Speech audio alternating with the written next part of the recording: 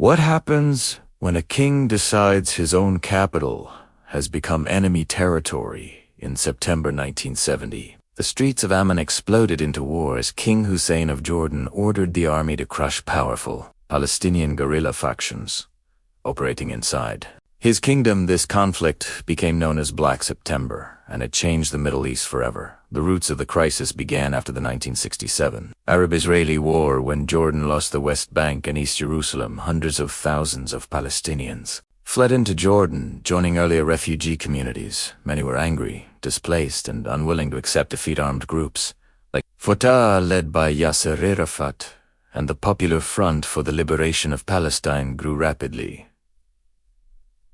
They launched raids into Israel from Jordanian soil, but Israeli retaliation often struck Jordanian towns and villages. Soon, the guerrillas became more than fighters. They carried weapons openly in Amman, set up checkpoints, and challenged police authority. Many Jordanians feared the state was losing control. Then came the moment that shocked the world. In September 1970, the PFLP hijacked multiple international airliners and forced several to land in Jordan at Dawson's Field. Days later, the empty planes were blown up in front of cameras for King Hussein. This was the final humiliation. Jordan could no longer survive with rival armies on its soil. Before sunrise on September 17th, artillery thundered across Amman. Tanks rolled through city streets. Apartment blocks, refugee camps, and alleyways became battlefields.